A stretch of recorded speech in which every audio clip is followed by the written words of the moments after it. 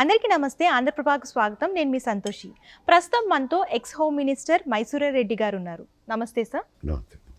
అంటే రీసెంట్గా మనం పాలిటిక్స్ కనుక చూసుకున్నట్లయితే జగన్ కానివ్వండి, అలాగే చంద్రబాబు గారు కానివ్వండి, అలాగే ఇప్పుడు తెలంగాణలో కనుక చూసుకున్నట్లయితే రేవంత్ గారు కానివ్వండి, వీళ్ళందరూ కూడా అరెస్ట్ అయ్యారు కదా ముందు, సీఎం కాకముందు. సో దాన్ని ఏమన్నా ఫాలో అవుతుందంటారా? అది ఏదో అయాచితంగా జరిగిందండి. సీఎం రేవంత్ రెడ్డి అరెస్ట్కు ఇప్పుడు ముఖ్యమంత్రి తర్వాత ఎన్నేళ్ళకు అయినారు, దానికి సంబంధం లేదు. అక్కడ చంద్రబాబు నాయుడు గారైనా కానీ ఆయన ముఖ్యమంత్రి అయ్యేదానికి కాదు, కానీ కూటమి ఏర్పడడం ఒకటి.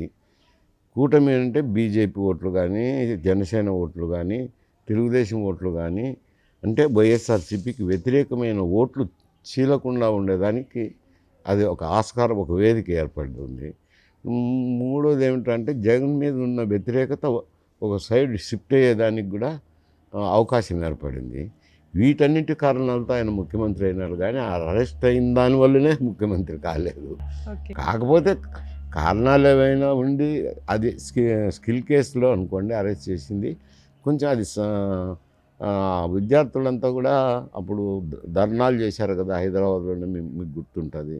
మేము ఆ స్కిల్ యూనివర్సిటీ ఉండేదానివల్లే, ఆడ చదువుకునే దానివల్లనే మేము ఐటీ ఉద్యోగాల్లో చేరగలిగినాము, మాకు ఉపాధి దొరికింది అంటే స్కిల్ యూనివర్సిటీ ఉన్నందువల్లనే అని చెప్పి వాళ్ళందరూ కూడా దానివల్ల నష్టం జరిగినట్టు ఏం కనపడలే. కాకపోయినా కొంచెం కక్ష సాధింపు ధోరణిలో చేసినారనేది కొంతమేరకు సింపతి వచ్చింది, కానీ అది ఎలక్షన్ రిజల్ట్ని టిల్ చేసింది అని చెప్పలేము. కారణాలు అయితే ఇవన్నీ ఉన్నాయి. అతని మీద వ్యతిరేకత రావడం అయితేనేమి, వీళ్ళంతా ఓటు చీలకుండా ఒక కూటమిగా ఏర్పడడం అయితేనేమి, ఇవన్నీ కారణాల వల్ల ఆయన ముఖ్యమంత్రి అయినారు. సార్, ఇప్పుడు రేవంత్ రెడ్డి గారు పరిపాలన 1 సంవత్సరం గడిచింది కదా సార్. ఈ 1 సంవత్సర పరిపాలనలో ఆయన సీఎం కాకముందు ఇచ్చిన హామీలు, అసలు ఆయన ఇచ్చిన హామీలు ఏమైనా నెరవేర్చారా సార్?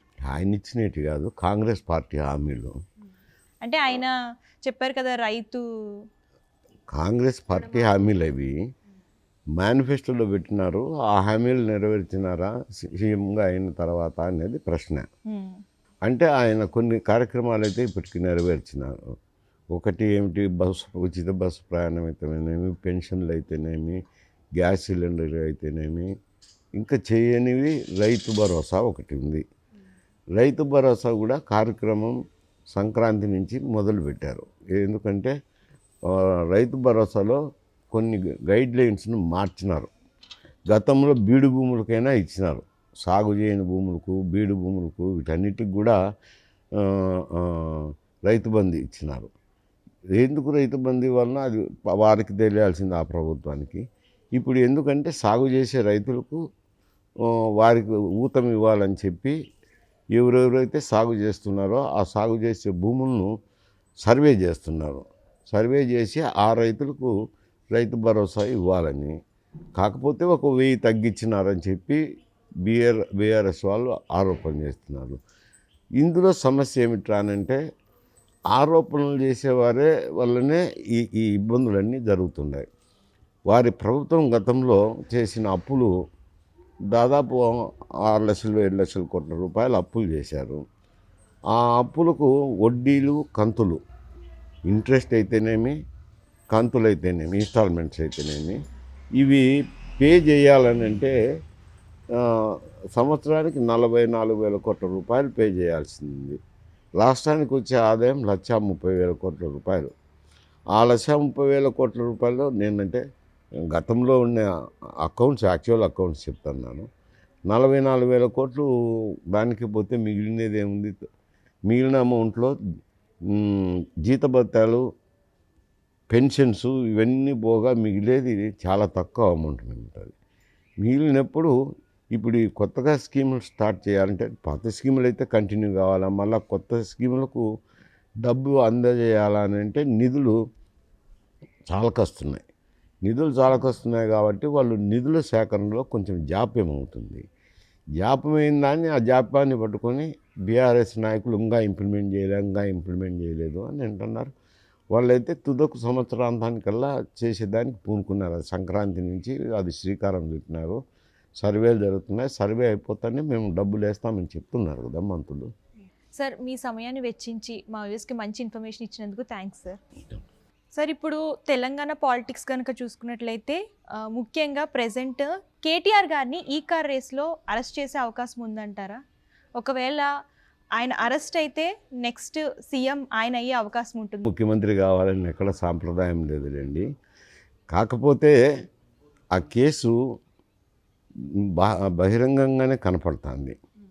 ఎందుకంటే ఈ ఫార్ములా రేసుకు క్యాబినెట్ ఆమోద ముద్ర లేదు. క్యాబినెట్ ఆమోద ముద్ర అనేది అవసరం. ఏదైనా ఒక స్కీమ్ స్టార్ట్ చేసినప్పుడు క్యాబినెట్ మంత్రిగా క్యాబినెట్లో చర్చించి నిర్ణయం తీసుకోవాలి. కానీ ఆయన ముఖ్యమంత్రి కుమారుడు కాబట్టి సొంత నిర్ణయాలు తీసుకుంటే సాంప్రదాయ విరుద్ధమవుతుంది. అదొక నిబంధన విరుద్ధంగా ఉంది. రెండోది, మనీ ట్రాన్స్ఫర్ చేసినారు ఒక కంపెనీకి. ట్రాన్స్ఫర్ చేసినప్పుడు డాలర్లో విదేశీ మారక ద్రవ్యంలో చేసినారు. విదేశీ మారక ద్రవ్యంలో చేసినప్పుడు reserve bank of India permission తీసుకోవాలి, లేకపోతే ఫెమా రూల్స్కు విరుద్ధం. అది ఈడీ దర్యాప్తు చేస్తున్నారు ఆ కేసుకు సంబంధించి. ఇంకా ఇక్కడ ఒప్పందం కుదరకముందే మనీ ట్రాన్స్ఫర్ చేసినారు అనేది 55 కోట్లు ఒప్పందం చేసుకోకముందే వారం ముందరే ట్రాన్స్ఫర్ చేసినారని. ఇవన్నీ నిబంధనలకు అతిక్రమించినట్టు జరుగుతుంది. ఇంకొకటి ఏమిటంటే ఆర్థిక శాఖ ఆమోద ముద్ర లేదు ఈ మనీ ట్రాన్స్ఫర్ చేసేదానికి. ఇటువంటి నిబంధనలన్నీ ఉల్లంఘించినది అనేది బాహాటంగా కనపడుతుంది. ఇంకొకటి ఏమంటే కనిపించని సమస్య, ఏ 55 కోట్లు అయితే అక్కడ చేరినాయో అవి ఏమిటికి ఉపయోగించినారు, ఎందుకు ఉపయోగించినారు అనేది ఎండ్ రిజల్ట్ అయితే తెలియదు. అందుకే ఏసీబీ ఎంక్వైరీ వేసినారు. ఈ నిబంధనలు అనేవి బహిరంగంగానే తెలిసిపోతున్నాయి నిబంధనలు అతిక్రమించినారనేది.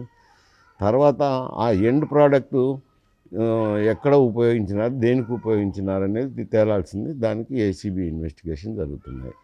ఇవి అటు ఈడీ కేసులో కానీ ఇటు ఈ కేసుల్లో కానీ నేరం రుజువైతే తప్పకుండా అరెస్ట్ చేస్తారు.